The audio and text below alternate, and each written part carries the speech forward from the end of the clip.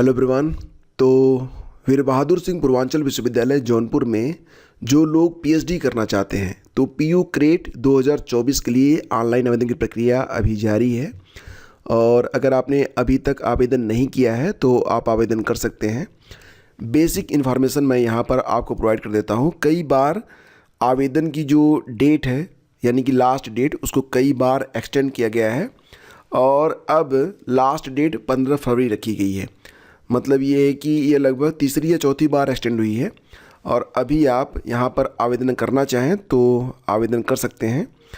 Last date अभी जो है 15 फरवरी है, last date extended for submitting the online application form. ठीक है, और बाकी जानकारी मैं आपको यहाँ पर प्रोवाइड कर देता हूँ।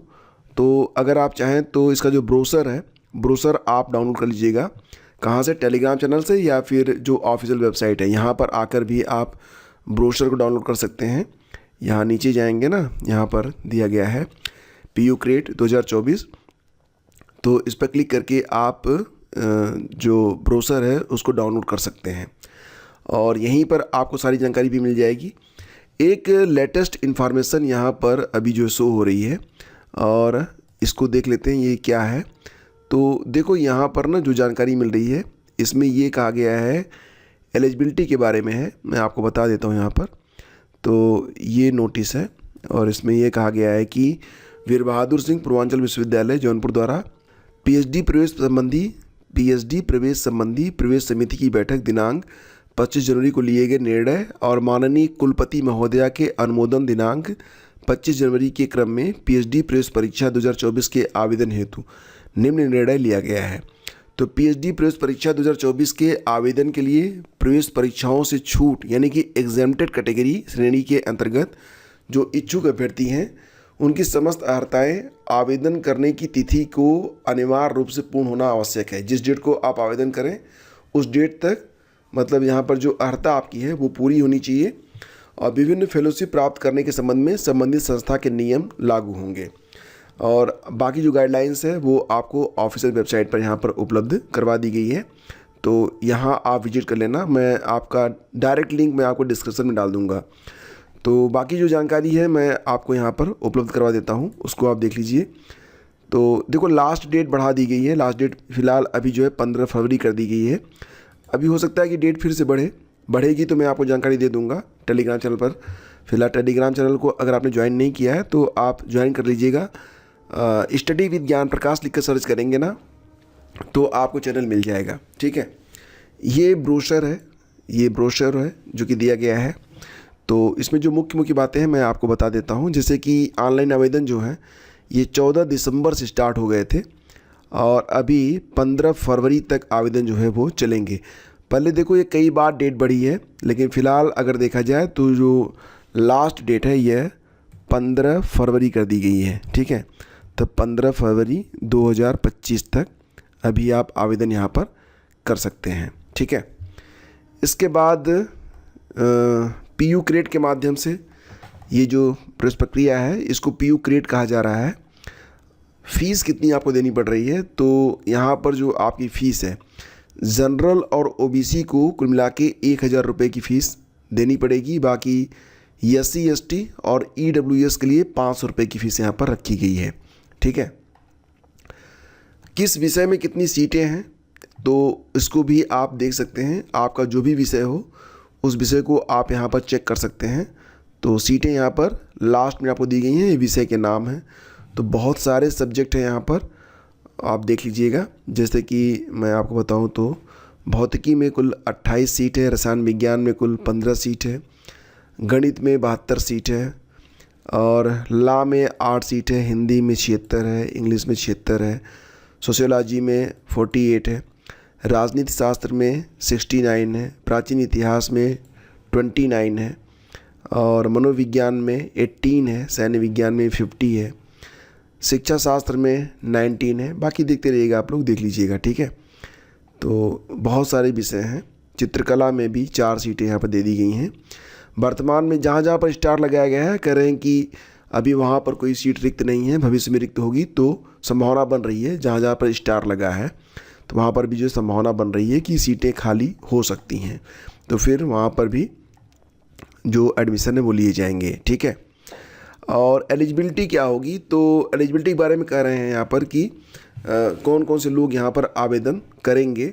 तो पात्रता एलिजिबिलिटी के बारे में लिखा गया कि पीएचडी प्रवेश परीक्षा विश्वविद्यालय के पीएचडी अध्यादेश 2022 के अनुसार संपन्न होगी, और जो अभ्यर्थी पीएचडी पाठ्यक्रम में प्रवेश लेना चाहते हैं सभी अभ्यर्थियों को पीयू क्रेट 2024 में ऑनलाइन आवेदन करना अनिवार्य है।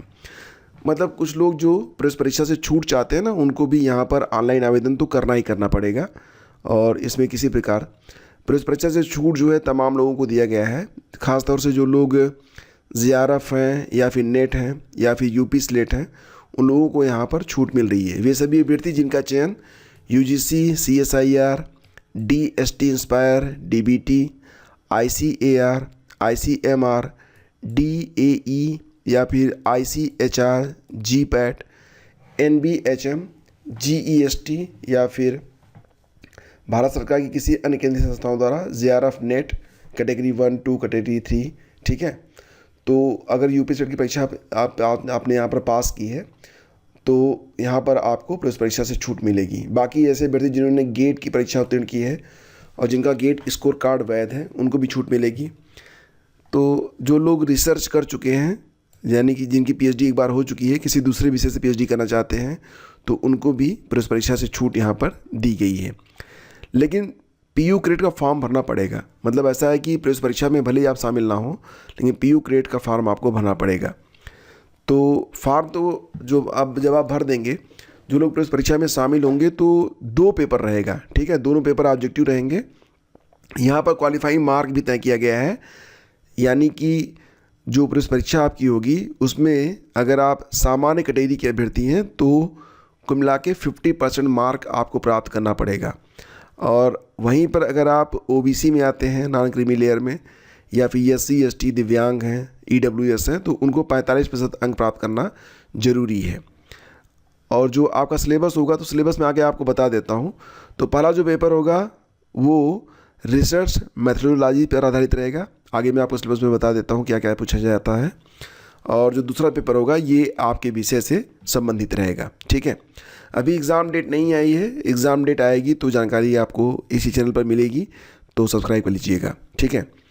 और बाकी क्या है कि जब आप रिटन एग्ज़ाम में क्वालिफाई होंगे तो मेरिट बनाई जाएगी। इसके बाद चुने गए जो अभ्यर्थी हैं उनका इंटरव्यू करवाया जाएगा, और ये इंटरव्यू में अगर आप नहीं आएंगे ना तो पीएचडी में आपका जो एडमिशन है वो संभव नहीं हो पाएगा। ये बात आप लोग ध्यान रखिएगा।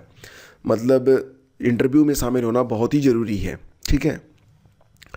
और क्या है, और ये है कि विश्वविद्यालय को शोध निर्देशकों की अनुपलब्धता सहित अन्य कारणों से किसी भी शोध प्रवेश पाठ्यक्रम में समय प्रवेश स्थगित करने रखने का अधिकार होगा। यानी कि सारे जो सर्वाधिकार हैं वो विश्वविद्यालय के पास सुरक्षित रहेंगे। मेरिट आपकी कैसे बनेगी, तो इसके लिए यह है कि जो रिटन एग्ज़ाम होगा, रिटन एंट्रेंस टेस्ट, उसका 70% लिया जाएगा। एकेडमिक इंडेक्स में 10% जोड़ा जाएगा। प्रेजेंटेशन का भी 10% होगा और ओरल इंटरव्यू का भी 10% होगा। इस प्रकार से आपकी मेरिट बनेगी। तो रिटन एग्ज़ाम का 70%, फिर एकेडमिक इंडेक्स में कैसे बनेगा, तो ग्रेजुएशन में अगर आपके मार्क्स 75% या मोर हैं तो 2%, अगर 60% से लेकर 75% के बीच में है तो 1%, और लेस देन 60% तो 0.5%। इसी प्रकार से पीजी में भी दिया गया है, इसी प्रकार से एडिशनल प्रोफेशनल क्वालिफिकेशन में भी दिया गया है। तो अगर 75% से अधिक अंक है तो 2%, 60 से 75% के बीच में है तो 1, और अगर लेस देन 60% है तो 0.5 मतलब आधा %। और नेट और जीआरएफ वालों को 4%, और नेट यूपी या फिर स्लेट वगैरह परीक्षा अगर हमने पास की है तो 2% का वेटेज आपको जुड़ेगा। प्रेजेंटेशन का 10 होगा, 10%, ओरल इंटरव्यू का 10%। इस प्रकार से आपकी जो फाइनल मेरिट है वो तैयार की जाएगी, ठीक है। तो यहाँ पर सबसे अधिक जो वेटेज है वो रिटन एग्ज़ाम का है। तो रिटन एग्ज़ाम पर आपको फोकस करना बहुत ही ज़रूरी है। अधिक से अधिक अंक लाइए तो वो ज़्यादा आपके लिए सहयोगी रहेगा। पीएचडी कितने दिनों में पूरी होती है, तो 3 साल से लेकर 6 साल के बीच में आपको समय मिलेगा। अगर आप पार्ट टाइम पीएचडी करना चाहते हैं तो 4 साल से लेकर 7 साल के बीच में। और महिला अभ्यर्थियों को और जो दिव्यांग हैं उनको जो है 2 वर्ष की छूट यहाँ पर मिलेगी, दोनों कैटेगरी में, ठीक है। और क्या है यहाँ पर, तो फॉर्म तो आप भर ही देंगे। फॉर्म भरने का लिंक मैं आपको डिस्क्रिप्शन में डाल रहा हूँ, वहाँ से क्लिक करके डायरेक्टली आप फॉर्म भर पाएंगे। और जो पेपर होगा उसमें कह रहे हैं कि 2 पेपर होंगे आपके, पहला पेपर और दूसरा पेपर। तो सभी विषयों के अभ्यर्थियों के लिए पहला पेपर कंपलसरी रहेगा, जिसमें ऑब्जेक्टिव टाइप के 70 प्रश्न होंगे और प्रत्येक प्रश्न 1 अंक का होगा, यानी कि 70 प्रश्न आपसे पूछे जाएंगे ऑब्जेक्टिव टाइप।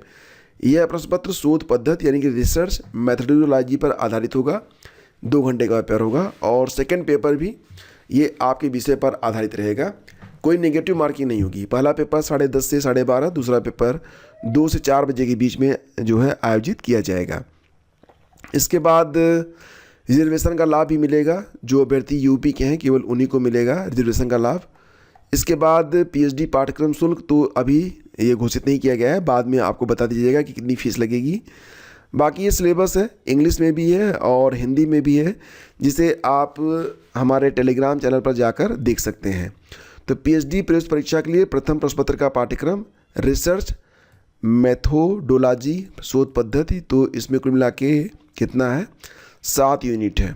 ठीक है, तो क्या क्या है इसमें, शोध समस्या की आधारभूत अवधारणा, साहित्य की समीक्षा, शोध की विधियाँ, सूचना और संचार प्रौद्योगिकी, उच्च शिक्षा प्रणाली, अनुसंधान प्रतिवेदन तैयार करना और शोध नैतिकता।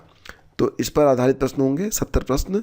और पीएचडी के लिए जो आपका विषय होगा तो पीजी के लेवल पर यहाँ पर प्रश्न पूछे जाएंगे। तो यही सारी चीज़ें यहाँ पर दी गई हैं और ब्रोशर एक बार पढ़ लीजिएगा। समय बहुत कम है, हालांकि वीडियो बनाने में मुझे थोड़ा सा विलम्ब हुआ है, थोड़ा सा नहीं बहुत ज़्यादा विलम्ब हुआ है, जिसके लिए मैं क्षमा प्रार्थी हूँ।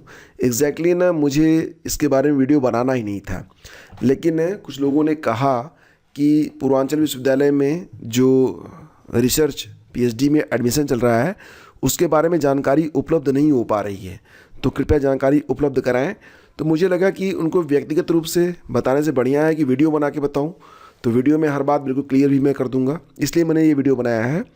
और कोई ख़ास मकसद नहीं था कि इस पर मैं, हाँ अगर आप लोग कहेंगे तो जो पेपर 1 है ना उसके बारे में फ़िलहाल जो आपका बूस्टर चल रहा है, बूस्टर में कुछ टॉपिक आपके हैं जो कि यहाँ पर काम आएंगे आपके लिए। ठीक है, तो उसको भी आप लोग देख सकते हैं।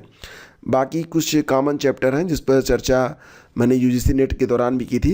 यूजीसी नेट का जो पहला पेपर होता है और जो लोग यूपी HESC की तैयारी कर रहे हैं उनका भी जो पहला पेपर है उसमें कुछ चैप्टर यहाँ पर कॉमन दिए गए हैं, तो उस पर चर्चा मैं अगले वीडियो में करूँगा। फिलहाल ये पूरी जानकारी उपलब्ध हो गई है।